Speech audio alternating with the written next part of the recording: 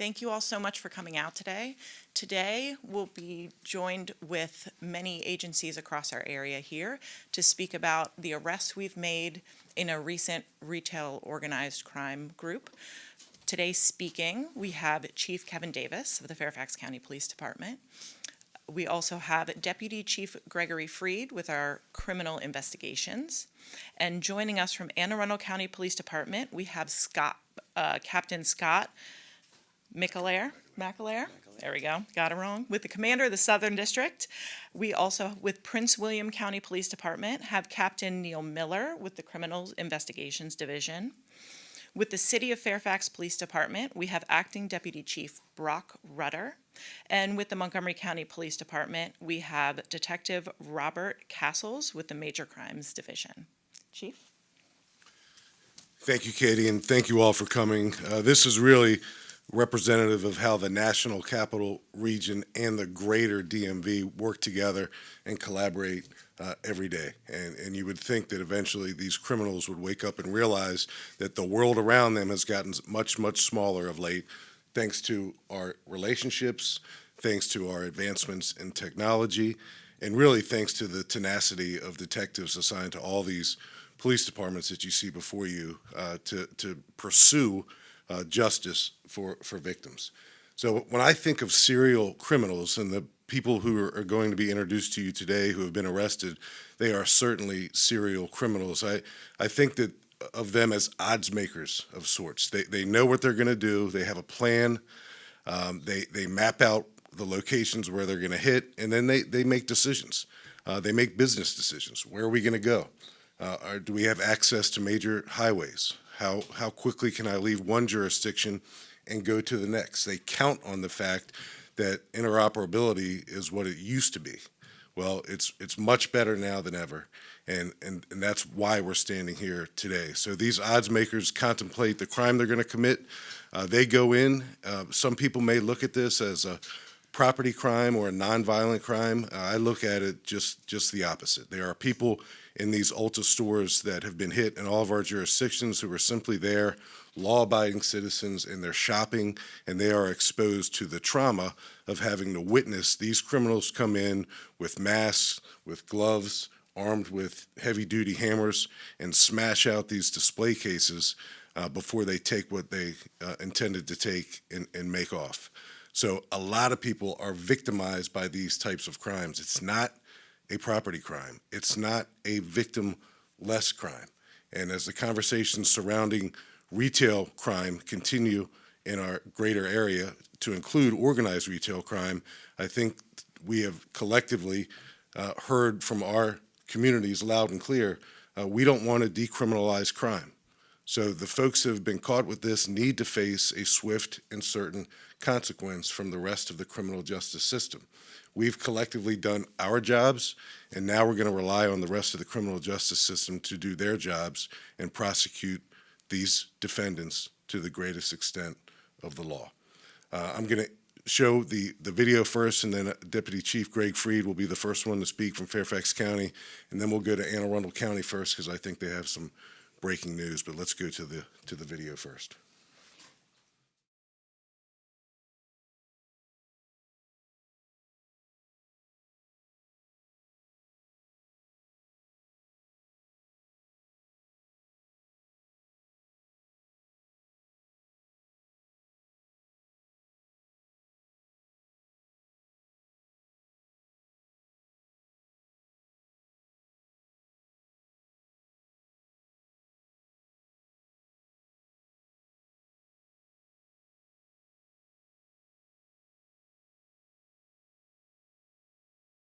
Thank you, Chief, and thank you all for being here today.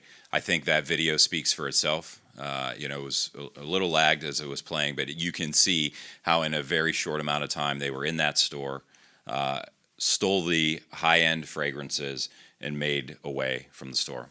Their acts were brazen across multiple jurisdictions over a 4-month span in the Washington metropolitan region. As you saw on this, we have them involved in at least, if not more, and the investigation is continuing, 15 cases across these multiple jurisdictions, 7 of which just in Fairfax County. We estimated this time the value stolen was in excess of $180,000, and in Fairfax County alone, $50,000. So what they would do, dark clothing, masked up, they began by coming in and being able to just steal the high-end fragrances. Also some hair straighteners and items like that. Ulta, their organized retail team, which has been a phenomenal partner in this investigation and absolutely vital in solving this, they took proactive measures to secure the high-end fragrances to prevent them from being taken.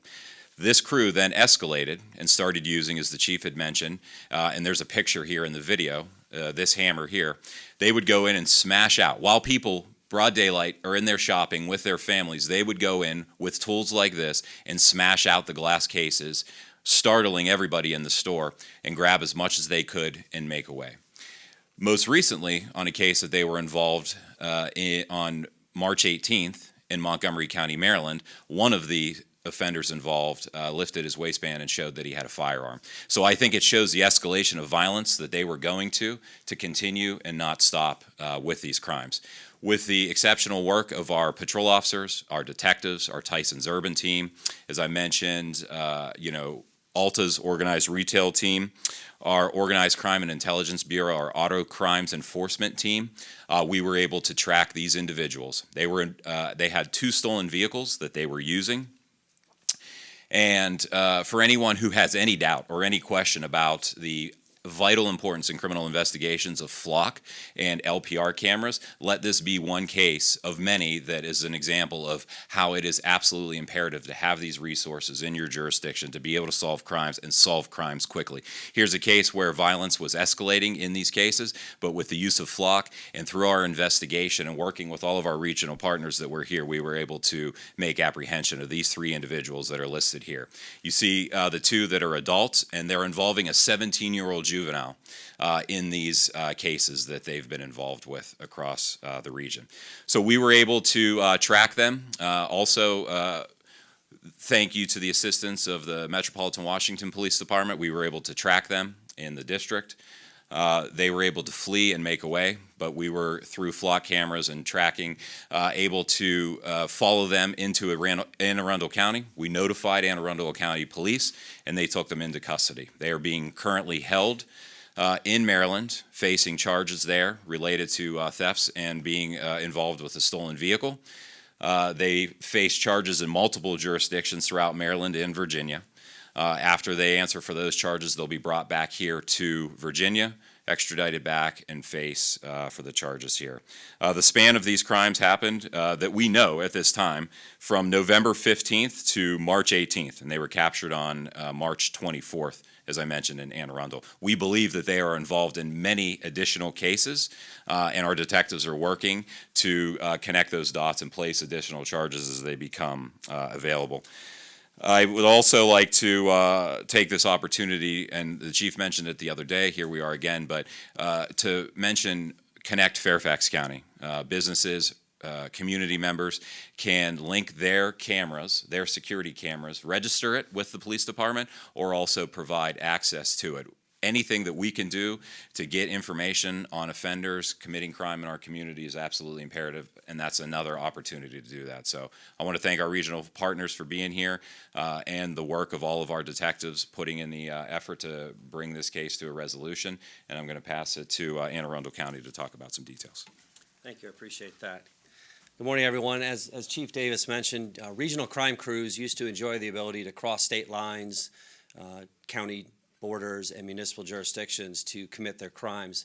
And as today highlights, with technology in our regional network, we're able to stop that, and that ends now. For Anne Arundel County's part on this, our investigators have been able to go back and track this crew as far back as August of last year in Anne Arundel County. And we're now at a total of 9 cases of this type, with a loss value of over $107,000 in items taken. On the day where we were notified by our partners in Fairfax County earlier this week, I'm proud to say that the members of Southern District's Platoon Team 3 were able to respond to the Annapolis Mall in a coordinated effort. They located the vehicle and set up on it with the assistance of our air assets and our canine teams. They encountered the 3 suspects returning to their car and were able, through speed and surprise, take them into custody without any incident or risk to the public.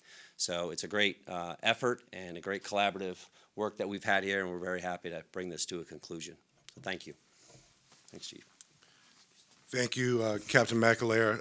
There's several agencies up here, so we're just going to open it up for questions right now. Mike. You said that there was 105,000 estimated in Anne Arundel County. The number that we got from Fairfax is 160.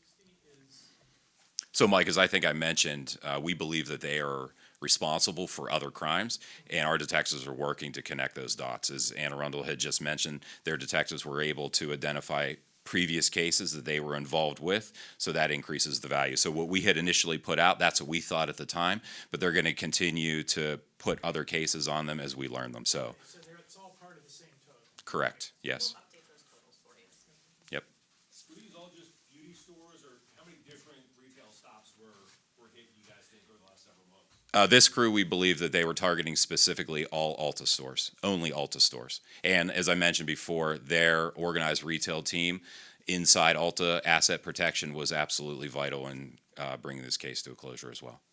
I'm assuming, are they just reselling these products once they're stolen? That's what we believe at this point, yeah. You can steal the high-end merchandise, sell it at a discounted rate.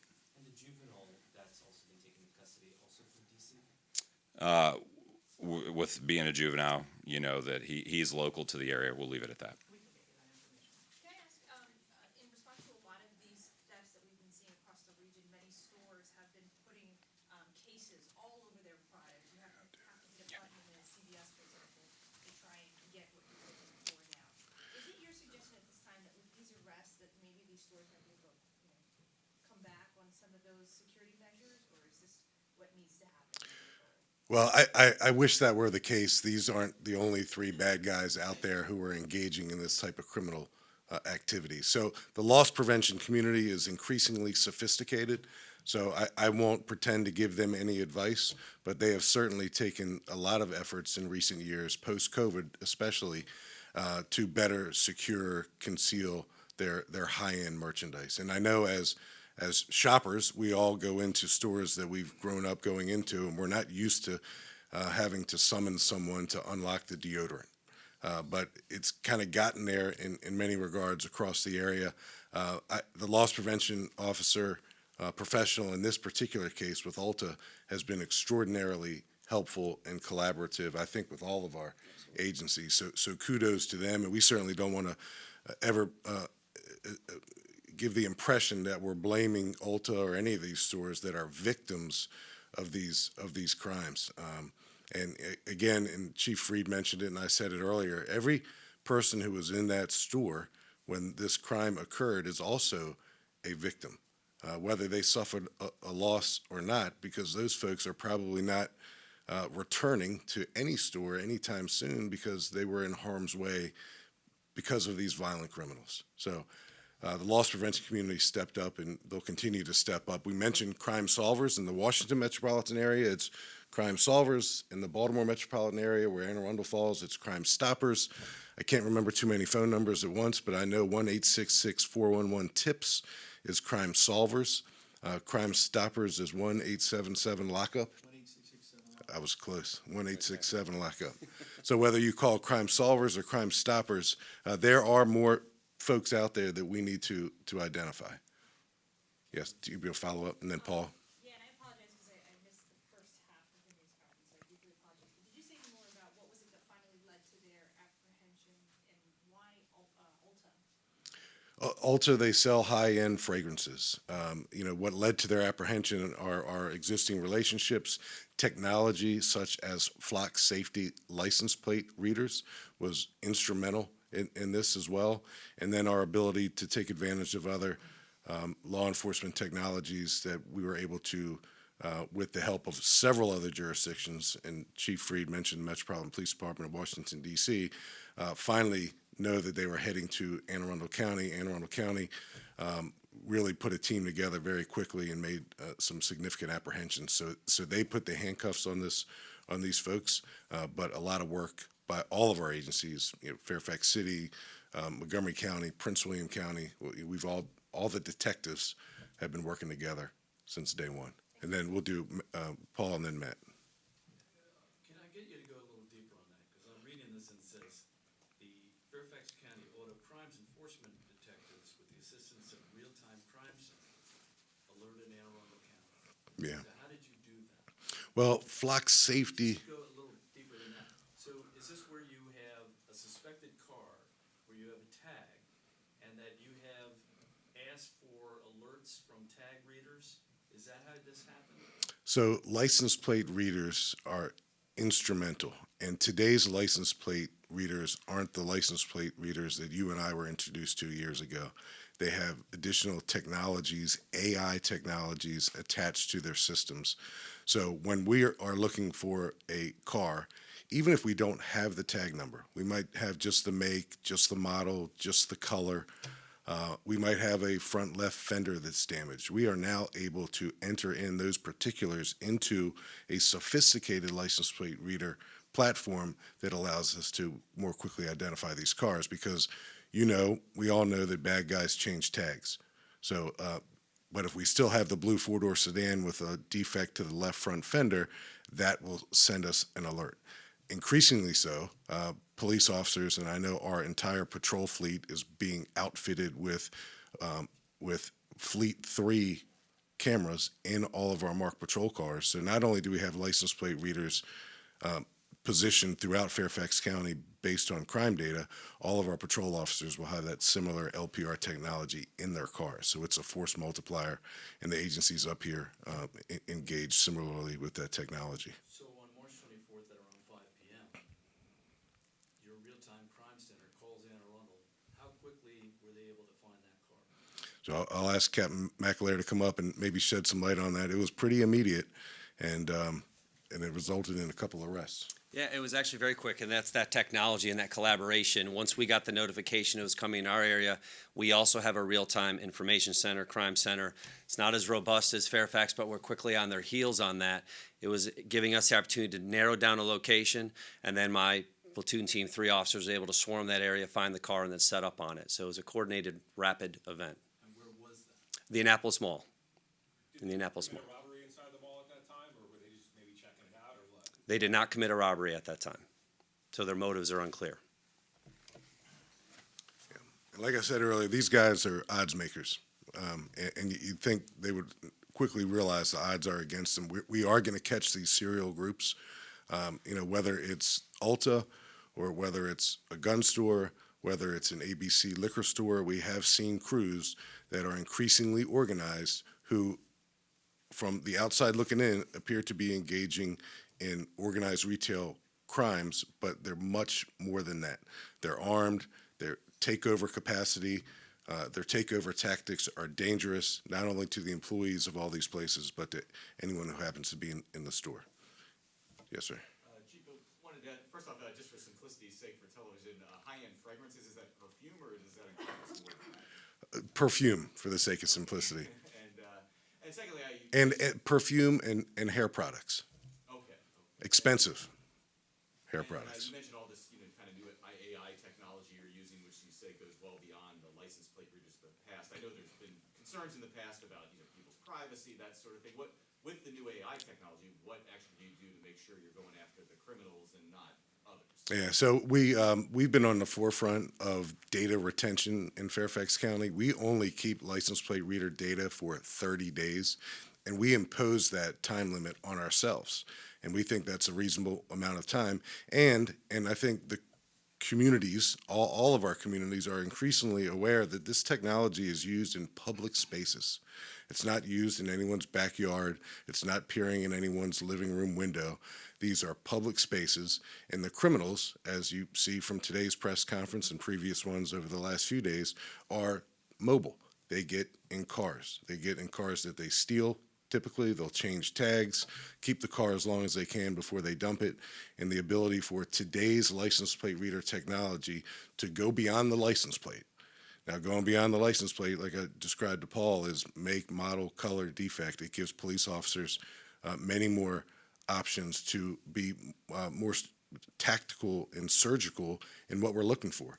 So in the old days, when we're pulling over every white box truck going down the Beltway, those days are over. We now have the ability to narrowly focus. So that means that we're acting in a more data-informed way, which we believe all of our communities want, particularly the advocacy communities. So the folks that I've interacted with about this technology, from communities, from advocacy communities, they are increasingly aware that law enforcement, all of us, are getting it right, and it's deployed in public spaces where data informs us there are victims of crimes. Beyond that, sorry, Matt, just wanted to ask too, that you mentioned how the old days are over where crossing a state line doesn't mean what it used to mean. Can you, besides what you've already described, like what do you do on a regular basis? Like, does Fairfax communicate with Anne Arundel on a regular basis? I mean, do you have calls, emails? What do you do? Yeah, well, Tom, these real-time crime centers are speaking to each other as these events are taking place. Our ability to, I mean, I've been doing this long enough to remember when it was we'd have to wait for a teletype from the jurisdiction to come from next door before you found out that Anne Arundel or DC was looking for a car. So the ability to share that immediately, whether that flows from real-time crime center to real-time crime center, whether it flows from one communications apparatus to another communications apparatus, police officers, the cops who are out there doing this important work are increasingly taking advantage of the mobile phones that all of our departments issue to them, where they're able to get real-time alerts. I got my BOLOs when I went to roll call, and they were on a piece of paper stapled to a bulletin board. Those days are over. It happens now and in real time, and cops are able to act quicker on information. Chief, just for a little bit of clarification, just they were using the same stolen car repeatedly, we just kept swapping the tags out on this particular crew? They were using multiple stolen vehicles and multiple tags, but as the chief had mentioned, in our capabilities with the LPR system, we were able to track and follow those vehicles. Do we think they were just working amongst themselves? Are they serving a bigger ring? Or is there the boss? At this time, we believe it's these three involved, but as we mentioned, we believe they're responsible for additional cases. We're trying to get information on that. As the chief had mentioned, I won't even attempt to say the Crime Solvers or Crime Stoppers number, but we ask that if anyone has any additional information, to please reach out to our detectives and provide that information to us to help further this investigation. Are there any other recommendations that Ulta can do? I know there's already been a pretty robust security system, but Yeah, you know, and this kind of came up the other day when we were talking about the Dominion gun store burglary.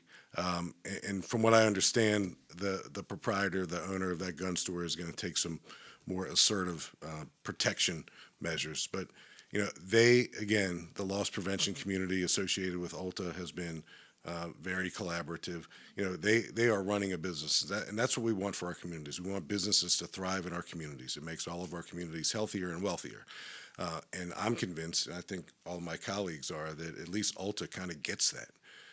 So it's a market, it's a profession that's increasingly sophisticated.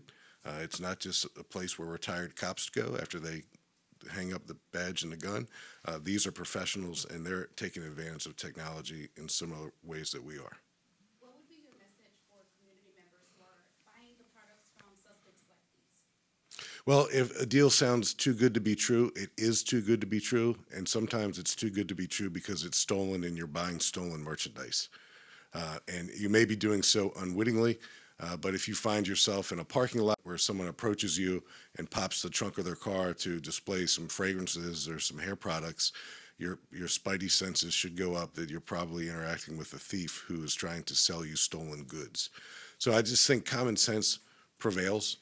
We know that these markets occur on streets and they occur in other businesses.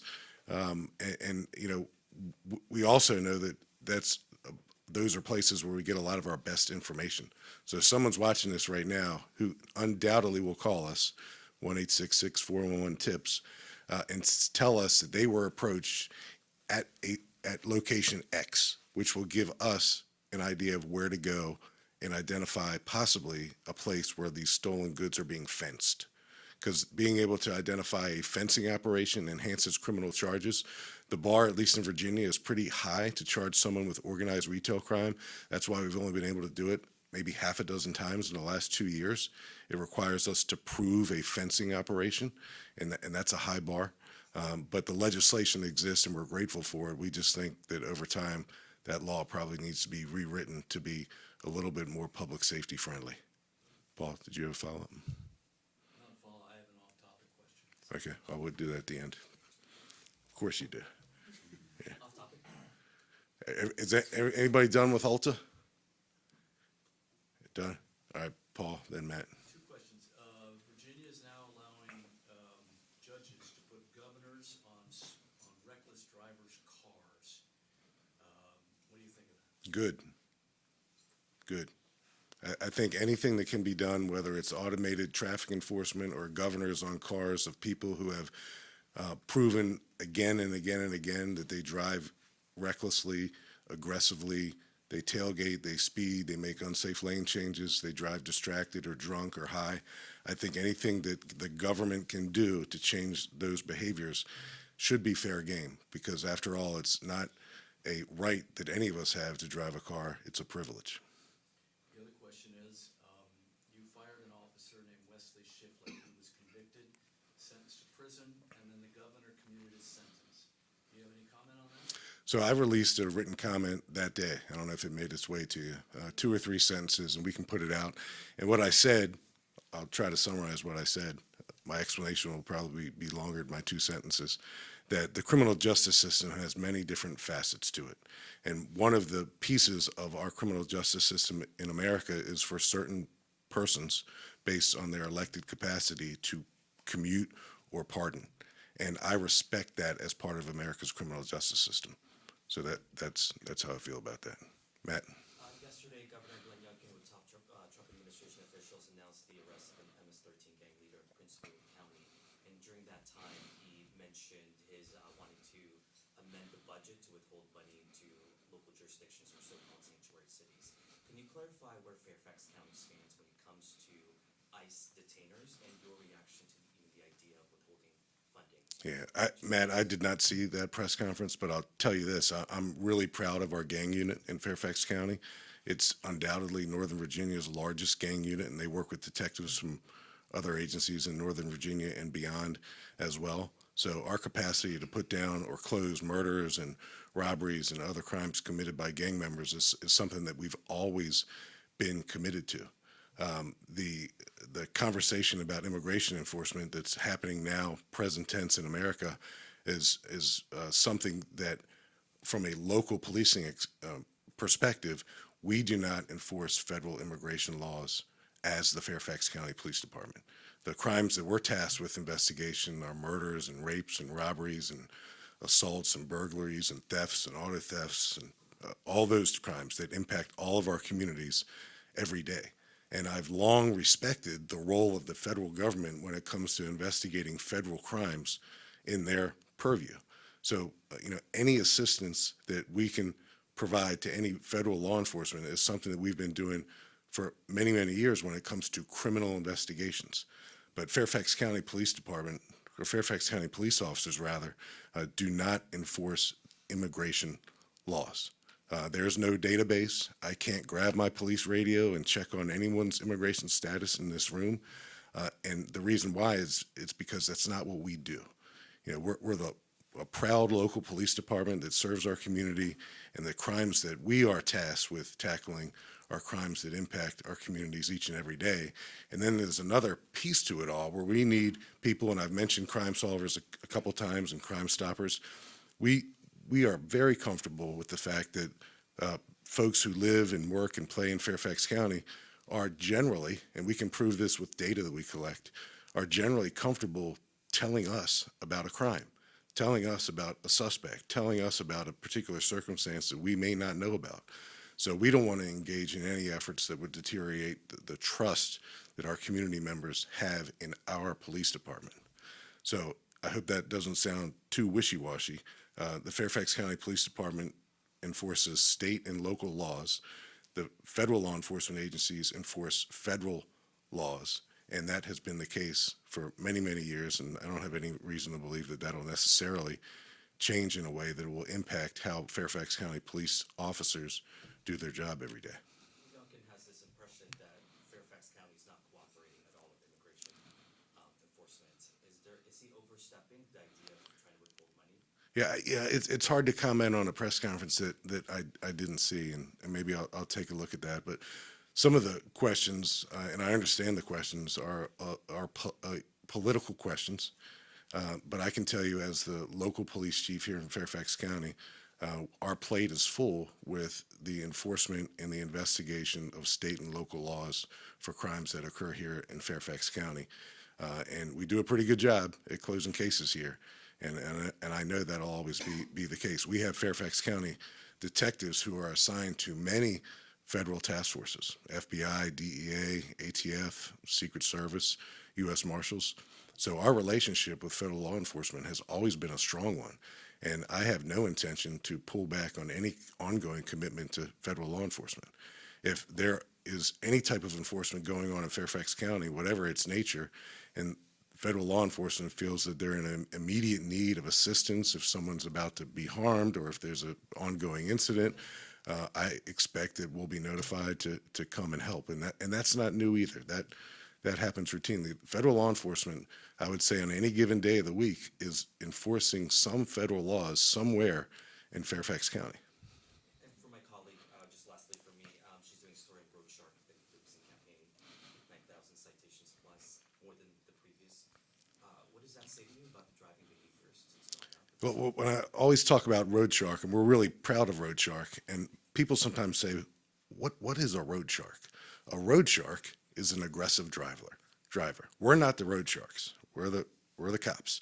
A road shark is an aggressive driver who follows too closely, who makes unsafe lane changes, who speeds, and in 2025 is distracted. So the ability for us to cite with citations or warnings makes our roadways safer. You know, we believe in the two-prong approach. We do believe automated traffic enforcement impacts bad driving behaviors, but we also know that the necessity for traditional traffic enforcement in Fairfax County, and I would argue anywhere else, is so important to get people to amend or change their driving behaviors. Chief, is there a third arrest in the domain defense case yet? Also in that investigation, we're still working with our regional partners to identify the additional individual involved in that. And Chief Davis, just to kind of further on that, what Matt was talking about, so the governor has introduced an amendment to the budget that's supposed to be taken up next week, that he would defund localities that are participating in what he says are sanctuary city policies. And that has to do with holding people, whether beyond if there's no warrant, honoring the ICE detention.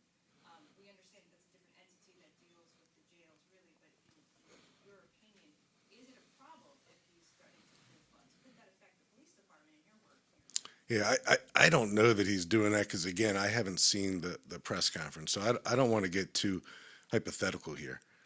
But all I know is that the daily grind of police work that continues to go on in Fairfax County is something that I'm proud of. And it includes already existing relationships, whether they're task force relationships or otherwise, with federal law enforcement. And I have no reason to believe that that won't continue. And I don't want to make any comments that appear to draw a line in the sand with anybody. So I promise to go back and take a look at that. And ultimately, a political discussion is a discussion and/or a question that's probably best posed to someone other than the local police chief. And we have some more info on that. We can get those to you. And any chance we can see your real-time crime center? Yes, we will schedule it, and we'll do it in a way so you don't get special treatment because you're Paul Wagner. We need it today. Pictures help tell stories. So if you want B-roll, see Katie. No promises, but Katie will see you afterwards. So we'll send you all, in addition to this, we have some assets of video and pictures of the real-time crime center you can use in your story. But you all have that conversation. All right. Thank you. Thank you all.